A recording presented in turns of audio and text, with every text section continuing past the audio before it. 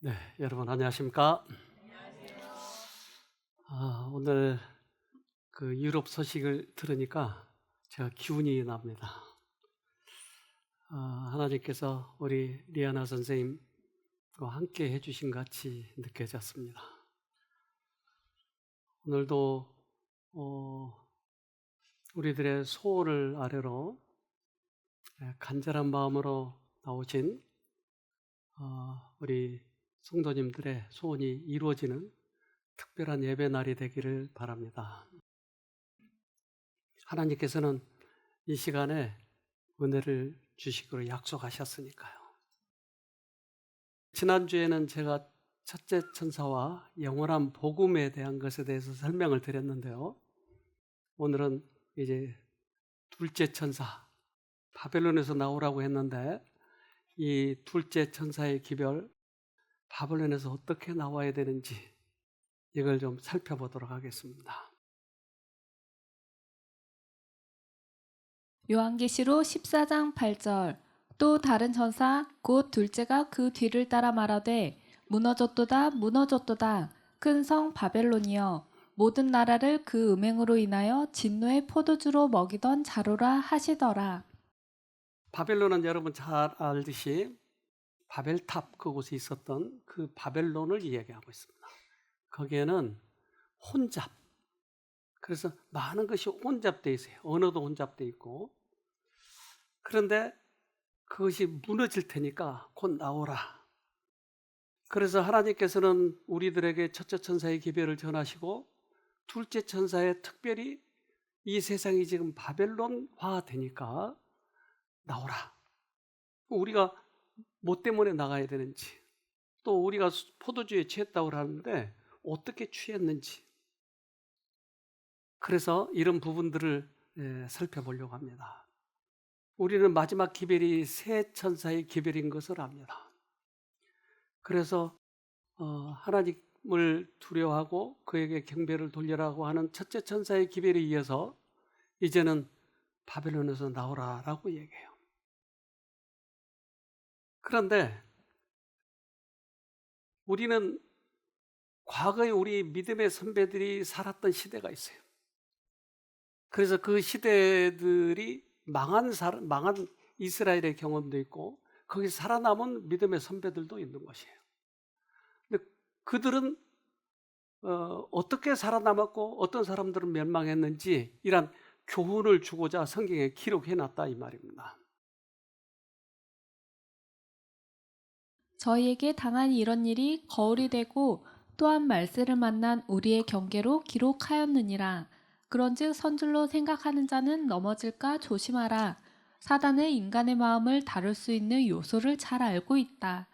사단은 수천 년 동안 악마와 같이 맹렬하게 연구하였으므로 각 사람들의 공격당하기 가장 쉬운 점들을 알고 있다. 그래서 과거에 우리 선배들이 당했기 때문에 그들은 무엇으로 어떻게 당했으며 우리는 어떻게 경계를 해야 될 것인지, 또한 우리들을 연구하고 있기 때문에 우리들의 약한 부분을 알고 있어서 약한 부분을 공격해 온다고 하는 것입니다. 저는 월라베를 다녀왔었는데 그 월라베에서 미군들이 패전을 했어요. 근데 미군들은 굉장한 무기도 가지고 있었고 자금도 풍부했고, 그리고 그들은 이 군대도 대단히 많이 파병이 됐어요. 그래서 마음을 먹고 모든 걸 정비해 가지고 적들을 물리치려고 했는데 적이 안 보이는 거예요. 그래서 정면전을 이렇게 하면 이기겠는데 적들이 안 보이는 거예요. 그래서 가장 그들이 힘들어했던 게 이러한 그 이 부비 트랩, 이런 그 속에 보면 창처럼 보이는 거 있죠? 그게 지퍼르 같은 걸로 감춰놔요. 그러면 밟으면 발이 나가잖아요. 그러니까 한 병사가 저렇게 당하면 견딜 수 없다는 거예요. 이제 그들은 신사적으로 서로 싸울 줄 알았는데 숨어서 안 보이면서 이렇게 사는 거예요. 더욱더 괴롭히는 것은 갑자기 독 화살이 날라와서 옆에 사람이 독 화살에서 죽어가는 거야. 적들은 안 보이는데. 그래서 너무나 화가 나니까 이 낙엽지게 하는 약을 다 뿌려버려요. 그래서 적들이 숨지 못하도록. 그런데 견딜 수가 없어 하는 거야. 그래서 거기에 마약이 많이 유행이 됐고 정신병이 많이 생기고 소리를 치는 거. 적들이 나오질 않는 거야. 나중에는 오히려 포로로 잡혀가는 거예요. 근데 처음에는 그들이 적을 쏘려고 준비하고 갔는데 적이 안 보이니까 나중에는 스스로 당해버린 거예요. 우리는 사단하고 싸우려고 하는데 사단이 안 보이는 거예요. 그래서 사단은 우리들의 가장 약한 부분을 공격해 오는 것이죠. 그게 뭘까요? 우리는 보이지 않는 것이 우리에게 들어와서 우리를 괴롭히는 거예요. 사단은 인간의 마음을 다룰 수 있는 요소를 잘 알고 있다. 사단은 수천 년 동안 악마와 같이 맹렬하게 연구하였으므로 각 사람들의 공격당하기 가장 쉬운 점들을 알고 있다. 사단은 여러 세대를 통하여 바알부올에서 그처럼 성공을 거둔 동일한 유혹으로 이스라엘 중에 가장 강한 자들과 귀인들을 파멸시켰다. 각 시대를 통하여 유격적 방종의 암초에 걸려 깨어진 품성의 자네들이 흩어져 있다. 우리들을 잘 알고 있는 사단은 미군들을 잘 알고 있는 베트콩들은 정면으로 나서지 않아요. 그들을 공격해서 이기는 방법을 그들은 알고 있었어요. 우리들을 잘 알고 있는 사단은 우리들의 약한 부분을 공격하는 거예요. 거기에 당해버린 거예요.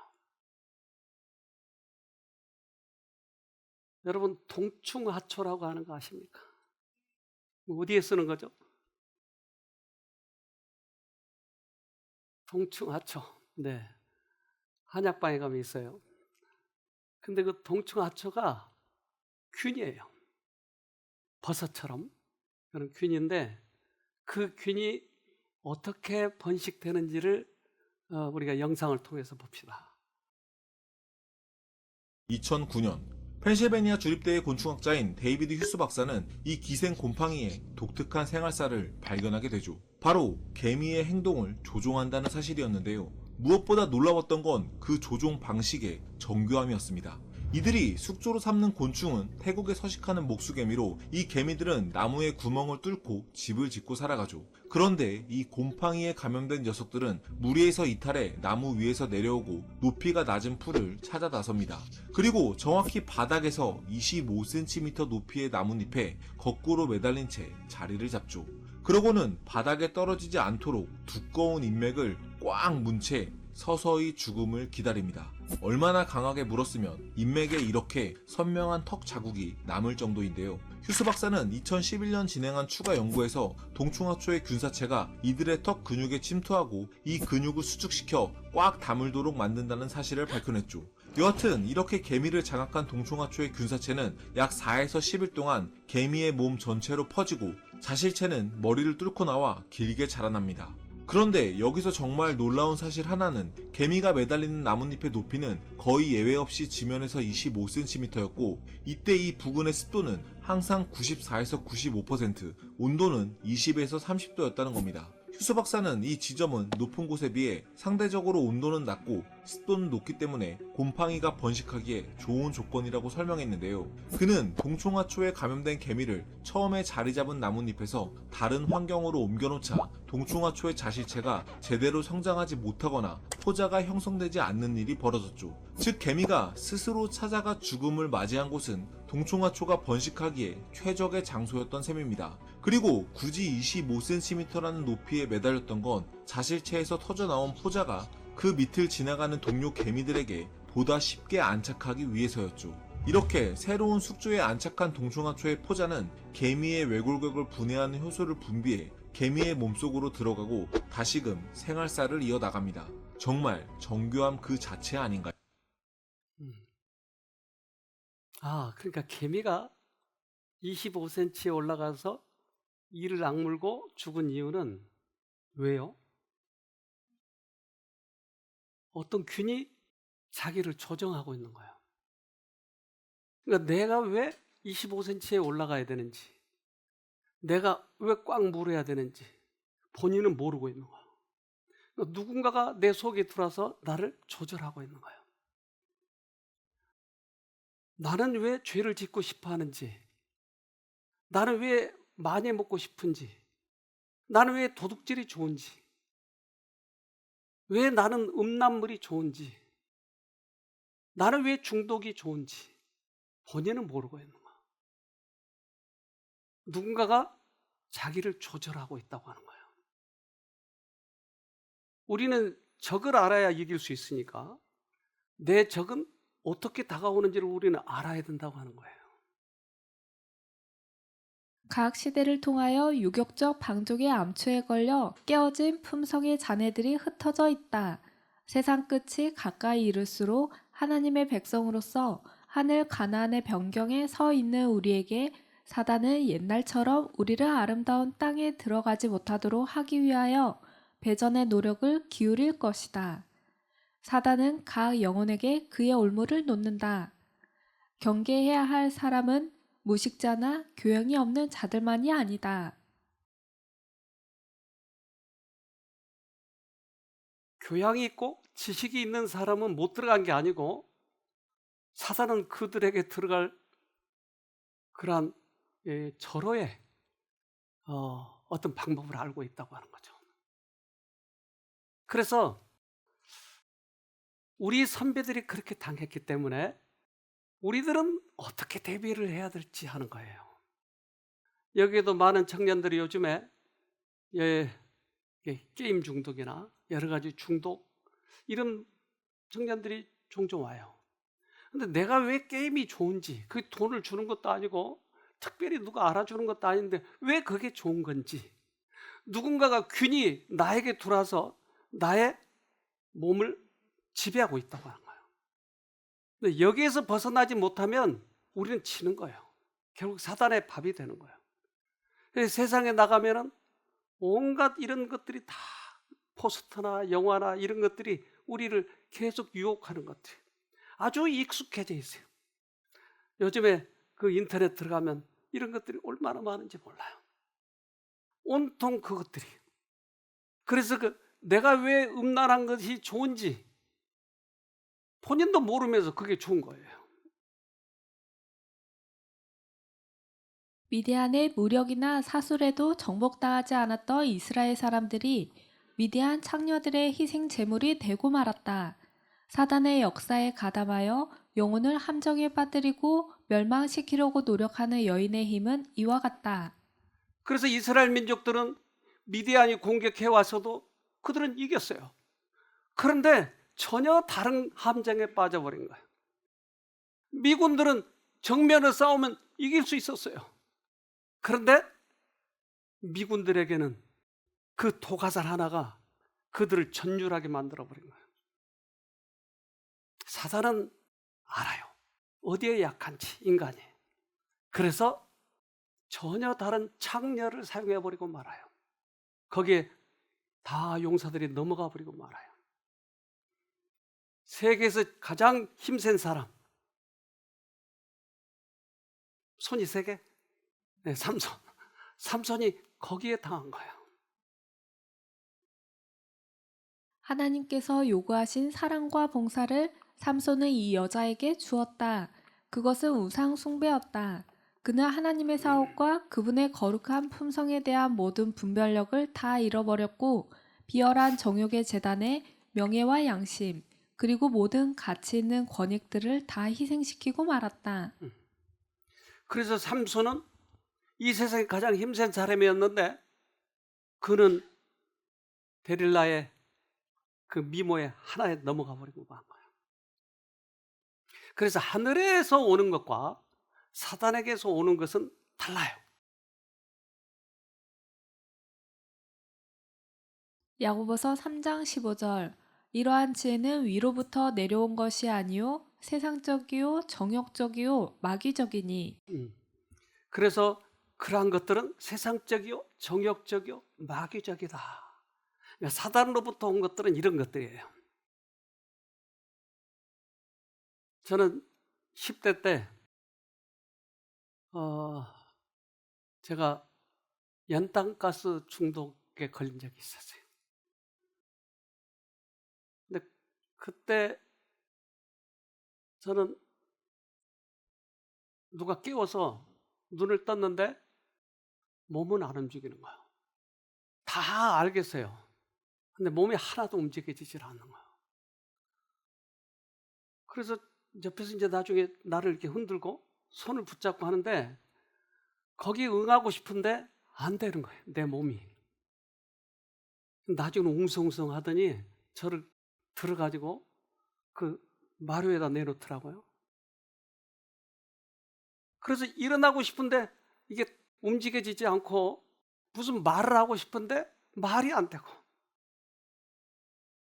그래서 나중에는 내가 연탄가스에 중독됐구나 이것을 인정하니까 마음이 좀 차분해지더라고요. 그 전에는 일어나려고 해도 안 되니까 내가 왜 이러지?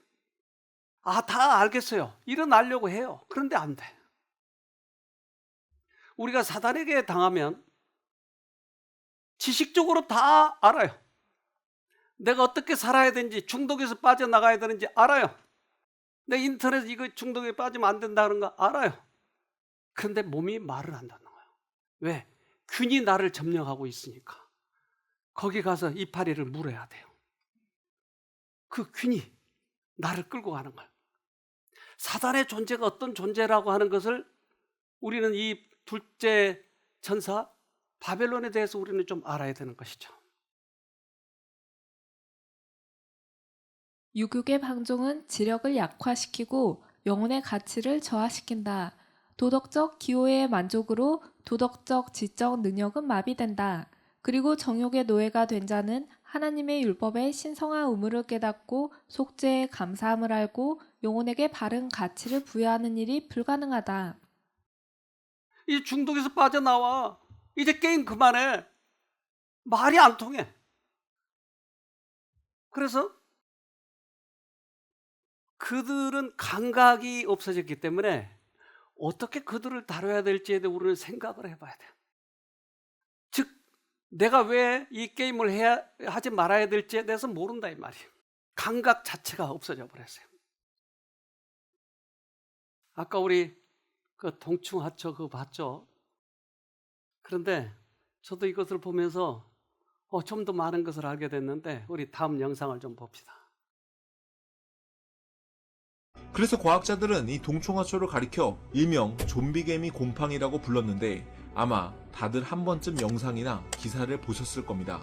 그리고 이런 설명을 들었겠죠. 곰팡이가 개미의 뇌를 조종한다 라고 말이죠. 처음에 이 현상을 목격한 과학자들도 당연히 그렇게 생각했습니다. 이 곰팡이의 균사체가 개미의 뇌를 침투해 장악하고 특정 물질을 분비해 행동을 조종한다는 가설이 대세를 이뤘었죠. 그러던 2017년 휴스 박사는 기존 관점을 완전히 뒤집는 발견을 합니다. 그의 논문에는 이 곰팡이는 개미의 몸 도처에 존재하지만 뇌로는 들어가지 않는다고 설명하고 있죠. 아니 그럼 뇌로 침투해 조종하는 게 아니라면 도대체 이들은 어떻게 개미를 좀비로 만든 걸까요? 휴스 박사는 곰팡이에 의해 점령당한 건 개미의 뇌가 아니라 근육이라고 말합니다. 그는 감염된 개미의 뇌에서 이 동충하초의 균사체를 전혀 발견할 수 없었다고 밝혔죠. 그러면서 뇌를 제외한 모든 기관들의 이 균사체가 퍼져 있었고 심지어 다리 근육에도 퍼진다는 사실을 밝혀냈습니다. 여기 보이는 빨간색이 개미의 근섬유인데 동충하초의 균사체는 근육 조직에 침범해 근섬유를 둘러싸며 거대한 네트워크를 형성하죠. 그리고 이 근섬유의 수축과 이완 등을 제어하며 개미의 행동을 조종했던 겁니다. 즉 뇌는 멀쩡히 살아있지만 근육만 곰팡이에 의해 조종을 받고 있던 것이었죠. 인간에 비유하자면 정신은 깨있는데 몸이 내 생각과는 전혀 다르게 움직이는 건데요. 정말 섬뜩하지 않나요? 와, 새로운 발견이네요. 즉, 예수와 나와의 관계가 없어져 버리면 누군가가 내 근육을 움직이고 있다는 거예요. 누군가가 내 식욕을 계속 움직이고 있다고 하는 거예요. 없어져 버렸으니까. 그래서 예수와의 관계가 끊어진다고 하는 것은 얼마나 무서운 일인지 몰라요. 그런데도 나는 정상적으로 살아가고 있다고 착각하는 거예요. 나는 내 판단은 옳아. 내 판단은 옳기 때문에 나는 예수님을 다시 받아들일 필요가 없어. 그 결과로 지체들은 예수님을 머리로 삼아 움직이지 않는다. 그러므로 다른 것이 몸을 움직인다. 사단이 그 사람을 지배한다. 이렇게 무섭게 우리를 점령해버린 거예요. 그러니까 그 욕망이, 그 음탕한 욕망이, 그것이 우리의 몸을 지배해버린 거예요. 이제까지는 나는 정상적으로 살았고 교회도 잘 다녔고 성경도 많이 읽었는데, 그러나 내 몸은 누군가가 나를 움직이고 있다고 하는 거예요. 성과 순결, 진리와 하나님께 대한 존경심, 거룩한 사물에 대한 사랑 등 인간을 하늘의 세계로 연결시키는 모든 거룩한 애정과 고상한 소망은 세욕의 불에 타버린다. 그 영혼은 캄캄하고 황폐된 황무지의 악신들의 거처와 각종 더럽고 가증한 새에 모이는 곳이 된다. 하나님의 형상으로 지음을 받은 인간들이 짐승의 수준으로 전락된다. 우리는 예수님과의 관계가 끊어지면 이렇게 된다고 하는 것을 인정을 해야 됩니다. 그러면 희망이 있죠. 인정을 하면 빠져나올 구멍이 있는 거죠. 요즘에 강남에 공부 잘하는 약이 떠도는데요. 그 약을 보니까 결국 ADHD 처방전이었어요. 그 ADHD 그 약이 공부를 잘하게 만들어준다고 하는 거예요. 오늘 그 약 좀 여러분 사실래요? 그런데 그 약이 최근에 부작용이 많다고 하는 것을 밝혀졌어요. 자기는 공부 잘하기 위해서 정상적인 판단을 해서 이걸 사 먹었는데 결국 그 약이라고 한 게 자기를 더 되레 시험을 못 보게 만들어버린 거야. 근데 이게 유행돼 있어요, 학생들 간에. 그리고 또 미국에서 또 약을 사와요. 그게 우울증 약. 그걸 먹으면 공부를 잘하고 집중력이 좋다. 근데 먹은 사람들의 뒤에는 후유증은 참 심각해요. 그러니까 우리들의 판단력으로 좋다고 그렇게 샀던 것이, 먹었던 것이 결국 우리를 해치고 있다고 하는 거예요. 그래서 우리들의 판단을 믿지 말아야 되는데 우리는 판단을 믿는 성향이 있어요. 우리의 판단 자체를. 저들은 영적 사물을 분간하기 위하여 하늘의 기름 부으심의 필요를 느끼지 않는다. 그들은 지혜가 많음으로 잘못을 저지를 수 없다고 스스로 생각한다. 날마다 하나님께 속한 사물에서 체험을 쌓아가지 않는 자들은 신성한 책임을 지혜롭게 수행해 나가지 못할 것이다. 그래서 우리는 내가 영적으로 판단할 수 있는 능력이 있다라고 착각하는 거예요. 그런데 균사체가 돌아버린다니까요. 그러니까 내가 당하는 거예요. 그러니까 하나님과의 관계, 이것을 소중히 여겨야 되는데 하나님과의 관계보다 내 판단력을 믿고 있는 거야. 그런 분이 여기 한 분이 들어오셨어요. 그분은 정말 이 신앙적으로 새롭게 살기 위해서 다짐했던 분이에요. 그런데 그에게 아주 좋은 조건의 학교에서의 어떤 초청이 있었어요. 그래서 공부도 하면서 학생들을 가르치면서 나중에 이제 어느 정도의 보장이 되겠죠. 그러니까 최선을 다해서 그걸 하다가 하나님을 놓쳐버린 거예요. 근데 놓친 줄을 몰라 했어요. 내가 하나님을 놓쳤는지 아닌지 그것 자체를 모른 거예요. 균사체가 돌아버린 거예요. 이분 얘기를 좀 들읍시다. 제가 3년 전에 쉼터에 한 달 정도 입소를 했었어요. 그러면서 그때 정말 처음 깨닫고 나서 절대 제 삶에서 놓치고 싶지 않았던 정말 확실한 하나가 생겼는데, 그건 뭐냐면 예수님을 놓치지 않는 거. 품성의 변화를 제 삶의 최우선 1순위로 삼고 사는 게 저의 삶의 유일한 목적이고 목표이고, 그래서 꼭 은혜로 하늘을 가는, 그게 이제 저의 삶의 유일한 목표였어요. 그거를 완전히 놓쳤다는 거를, 그러니까 처음에는 무감각해서 제가 영적으로 얼마나 어두웠는지를 전혀 모르다가 시간이 조금씩 지나면서 제가 그 목표를 완전히 놓쳤고 무감각해졌다는 거를 하나님께서 알려주시는 그런 계기들이 있었는데요.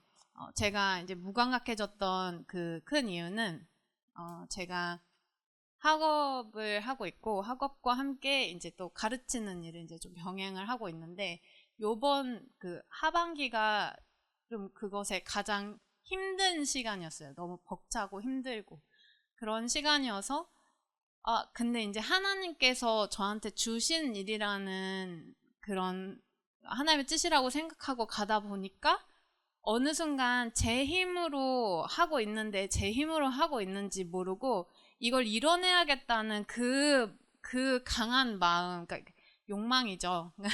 욕망에 중독이 돼가지고 그 강한 욕망으로 제가 하나님의 일을 이루고자 하는 그 열망으로 벅차다 하는 그 생각을 하면서도 맡길 줄 모르고 온 힘을 다해서 그 일을 하면서 버티고 있었더라고요. 그러면서 품성의 변화에 목표를 두고 살겠다는 그 생각은 완전히 잊어버리고 이 일을 어떻게든 해내고자 하는 그 욕망만 아주 가득하고, 그리고 제가 완전히 목적을 상실하고 여기 들어오기 전에 살았고 정말 응급 상황이었다는 것을 지나고 나서야 좀 감각이 돌아오면서 알게 되었고요. 하와에게 선악과를 먹음직하고 보암직하고 지혜롭게 할 만큼 탐스러운 욕망을 집어넣어서 먹지 말라고 한 그 선악과를 먹어버리게 한 것, 그 욕망을 왜곡시켜놨어요.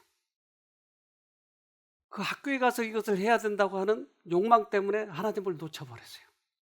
사단은 이것을 사용하는 것이에요. 인류의 불행을 시도해온 사단은 인간 역사의 시초부터 이 욕망을 오해케 하고 그 충족의 길도 왜곡시켜 놓았다. 곧 물질로 말미암는 쾌락과 세속적 야망으로 그 길을 모색하게 했다. 그래서 그 욕망이 우리들의 그 영적인 것을 무디게 만들어버린 거예요. 미디안 장녀들이 그렇게 만들어버리고 말았어요. 그래서 이럴 때는 어떻게 해야죠? 내가 연닭가스에 중독이 됐구나 하고 인정을 해야 되는 거죠. 근데 내 감각으로는 아닌데, 내 판단은 옳은데, 이럴 때 못 빠져나오는 거예요. 사단은 대단한 능력을 가졌기 때문에. 그 다음 얘기를 들어봅시다. 아직 학기를 마치지 못하고 지금 사실은 이곳에 들어와 있어서 그게 굉장한, 그러니까 부담으로 계속 다가와서 선택을 계속 못하고 있다가 오늘 오후에 가만히 있는데, 그러니까 오전에 원장님 강의를 듣는데도 말씀이 잘 안 들어와서 이러면 정말 안 될 것 같은 거예요. 오후에 이제 감사찬양 하기 전에 여기 앉아서 이제 이야기를 하는 시간인데 보고 사실은 그냥 올라갔어요. 왜냐면 제가 해야 되는 일이 너무 많다는 생각에 그냥 보고 올라갔다가 이제는 안 될 것 같고 정말 결심을 해야겠다는 생각이 들더라고요. 그래서 무작정 모르겠다, 그냥 내려와야겠다라는 생각을 하고 내려와서 앉았는데 마음이 그렇게 평안할 수가 없더라고요. 그래서 오늘은 하루 종일 여러 가지 공부를 하나도 못했는데 근데 마음이 이렇게 편할 수가 없더라고요. 그래서 이게 은혜라는 생각이 들었고, 저의 욕망을 내려놓기로 결심하기까지 하나님이 또 기다려주고 계셨구나, 재촉하지 않으셨구나 라는 생각을 하게 되면서 진짜 하나님 선택하고 싶다, 진짜 마음에 정말 하나님을 모시는 다시 기회가 되기를 정말 잘 붙잡아야겠다, 꼭 붙잡아야겠다라고 생각하게 돼서 너무 감사했고, 작은 것부터 다시 쌓을 수 있게 해주셔서 감사하고요. 그리고 해내야겠다는 욕망, 그리고 해내지 못하면 어떡하지 하는 그런 불안들, 그러니까 여러 가지 제가 중독된 그런 감정들로부터 쌓을 수 있는 마음과 힘을 주고 계셔서 감사드립니다. 내 판단은 옳아.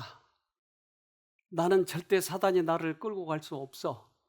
라는 자만심은 극히 위험한 것입니다. 이것 때문에 당해버린 거예요. 모든 사람은 어떤 것도 자기를 죄로 이끌지 못하는 영적인 상태에 이르렀다는 생각에 미혹되지 않도록 경고에 귀 기울이고 지속하여 경계해야 한다. 진정한 안전은 그리스도를 떠나서는 자신이 전적으로 무력하다는 사실과 죄에서 구원받기 위해서는 성령의 지속적인 내재가 필요하다는 사실을 인식하는 데 있다. 여기에서 빠져나가기 위해서는 나는 불완전해. 나는 아무것도 할 수 없어. 이렇게 포기하지 않는 한 빠져나갈 수가 없는 것이에요. 우리나라 정치는 참 비운이에요. 대통령이 되면 그 다음 코스가 어딘지 아세요? 감옥이에요. 또한 대통령에 대해서 이상하게 이 잘못된 종교들하고 이렇게 자꾸 이상해요. 이게 서로 정치와 종교, 그러니까 정교가 하나가 돼버린 거예요. 그럼 대통령마다 그런 일이 생기는데 왜 그런가요, 이거? 요즘에 그래서 지금 시끄럽잖아요. 무슨 교도 그렇고 무슨 법사 어떻게 하죠? 그래서 일본도 그래서 한 사람 죽었잖아요. 이거 왜 그랬죠? 정치와 왜 종교가 하나가 돼가려고 하죠? 여러분 이런 데는 관심 없으시죠? 관심 가져서도 되는 거 아니고. 네. 하나님께서 정치는 뒤에서 하고 계시니까.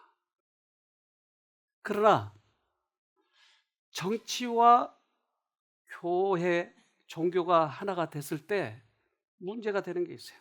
예를 들면 이 나라를 번성하고 잘 살도록 하기 위해서 이제 종교를 타협하면 문제가 생기는 수가 있어요. 그래서 솔로몬도 이 나라를 잘 살도록 하기 위해서 이방 여자와 결혼해 주는 거야.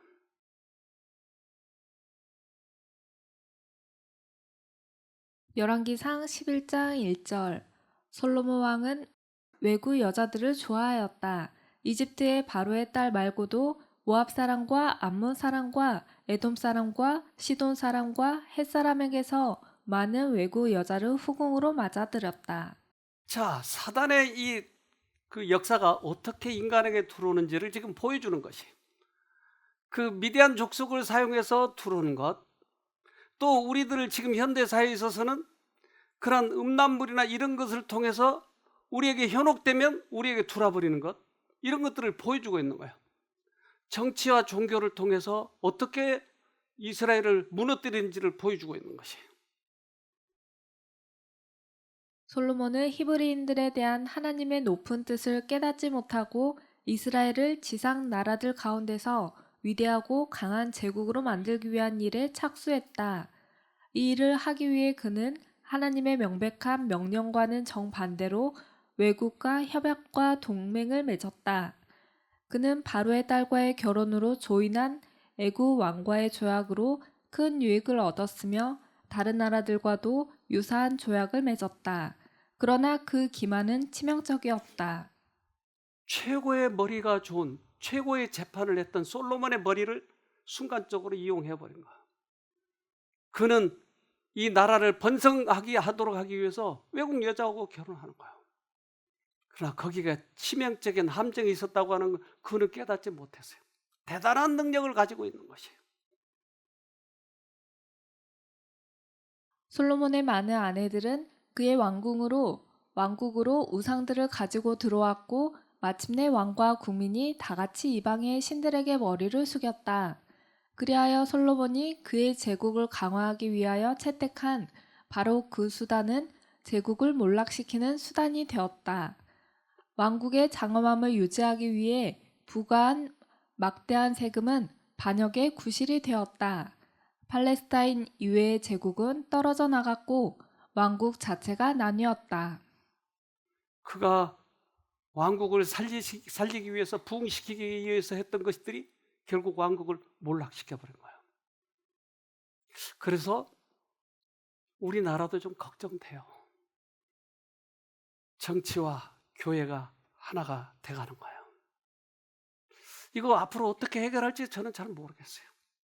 정치, 그것은 우리가 해서는 되는 거 아니에요. 예수님도 그거 하는 거 아니었어요. 그러면 말세, 우리들은 어떻게 옳게 해야 되는가? 정치 우리가 해서 그렇게 이 나라를 바로 세우려고 그런 건 잘못하면 우리가 당하는 수가 있어요. 정치 하면 안 돼요. 그래서 제가 옛날 서울에서 새로남 교회를 섬기고 있을 때 정치인들이 가끔 찾아왔어요. 그리고 저 어디서 왔습니다. 한마디 할 수 있을까요? 아니요. 여기 오면 안 돼요. 저 교회 뭐 좀 해드리고 싶은데 아니요. 그러니까 그런 걸 통해서 풀어더라고 이렇게. 그래서 저 이거 1번이에요 1번. 아 그거 잘 몰라요. 그러니까 교회 이렇게 쫓아다니면서 하는 그런 팀들이 있나 봐요. 우리는 어떻게 살아야 되는가?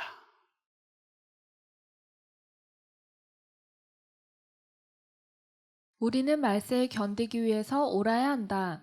우리는 깨끗한 두뇌와 건전한 몸속에서 깃든 건전한 정신이 필요하다.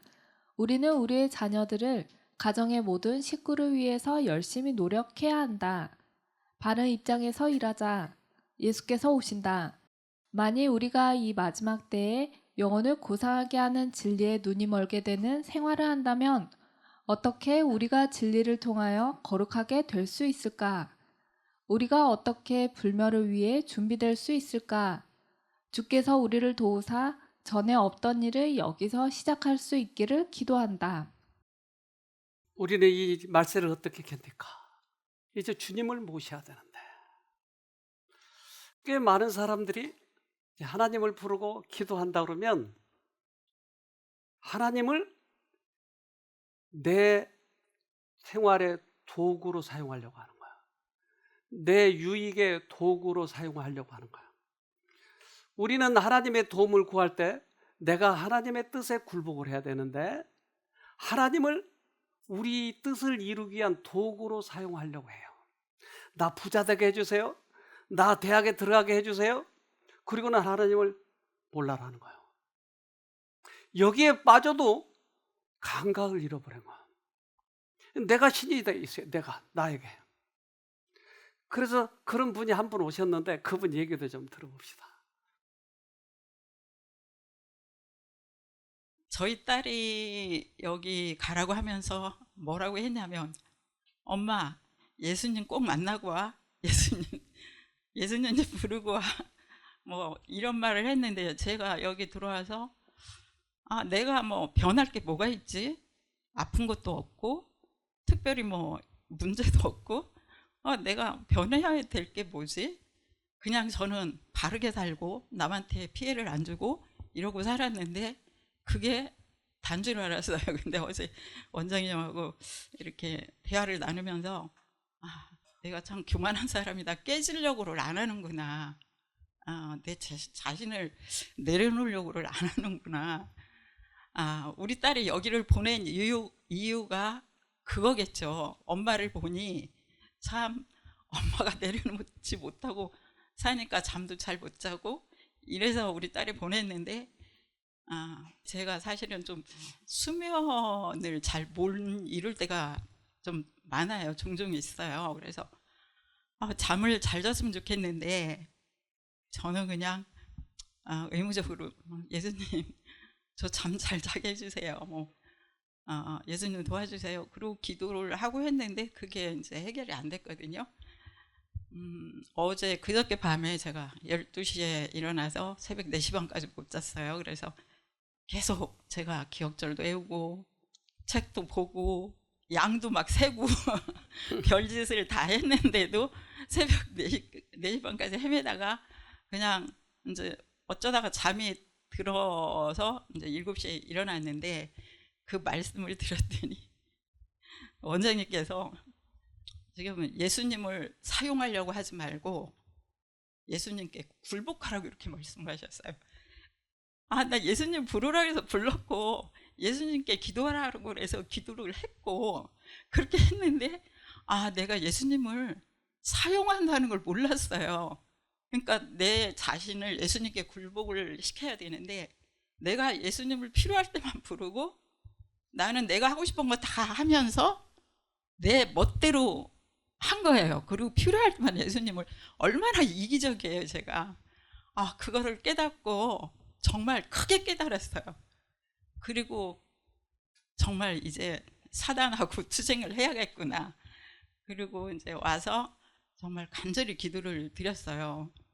하나님 저 정말 좀 자아를 내려놓고 적 깨지게 해주시고 그냥 예수님께 굴복하면서 살 수 있게 해달라고 간절히 기도하고 정말 잠을 잘 자고 싶으니 좀 도와달라고 간절히 기도를 하고 잤는데 어젯밤에는 9시에 자서 6시에 일어났어요. 무려 9시간을 꿀잠을 잤어요. 그래서 너무 기분이 좋은 거예요. 아침을 먹으면서도 그 아침 음식을 앞에 놓고 기도하는데도 너무 감사해서 눈물이 나오는 거예요. 한 번도 그런 경험이 없었는데 감사합니다. 부디 이 은혜가 지속적으로 오래 가면 좋겠어요. 이제 주님이 오실 날이 다 됐는데 우리는 어떻게 주님을 준비해야 될까? 제가 어느 한 영상을 보았는데 이제 새끼하고 개하고 같이 있는데 그 새끼가 주인 그 인터넷 선을 물어서 잘강잘강 씹어놨어요. 그러니까 이 새끼를 혼내기 위해서 쓰레빠를 들어가지고 이제 때리려고 하는데 엄마가 하는 행동이 과간이에요. 한번 봅시다 우리. 아기는 전선을 물어뜯고 주인은 화나고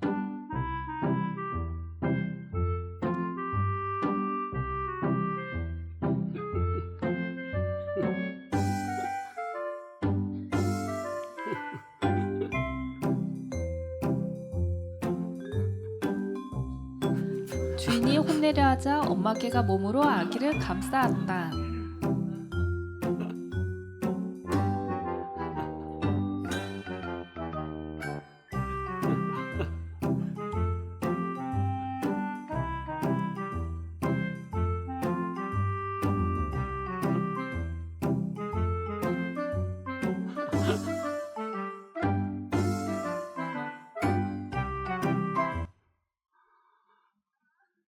되게 웃기죠? 그 새끼를 보호하려고 저 개는 누가 만들었죠? 하나님이.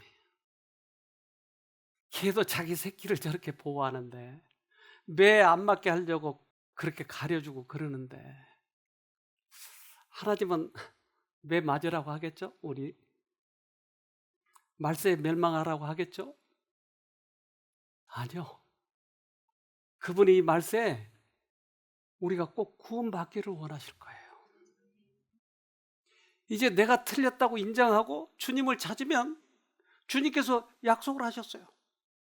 내가 와서 반드시 너희를 다시 데려가겠다고. 마태복음 28장 20절 내가 너희에게 분부한 모든 것을 가르쳐 지키게 하라. 볼지어다 내가 세상 끝날까지 너희와 항상 함께 있으리라 하시니라. 항상 우리와 함께 하시겠대요. 여러분, 이 하나님을 꼭 만나야 돼요. 사랑의 하나님은 절대 우리를 버리기를 원하시지 않아요. 내가 포기만 하면 주님은 반드시 우리를 하늘로 데려가실 거예요. 내가 옳다고 주장하고 하나님을 거절하면 우리에게는 희망이 없어요. 조금이라도 양심의 소리가 들리면 그 소리에 여러분 굴복하셔야 돼요. 그러면 우리에게 하늘이 있는 것입니다. 꼭 승리하기를 간절히 바랍니다.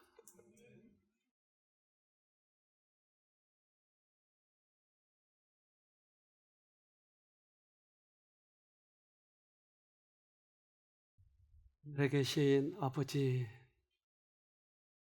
주님은 자상하시게도 어떻게 사단이 우리를 유혹하는지, 어떻게 거기에서 빠져나올 수 있는지를 낱낱이 알려주셔서 감사합니다. 우리가 깨달아서 그걸 받아들이고 주님께 굴복하면 분명히 우리는 헤어날 것을 믿습니다.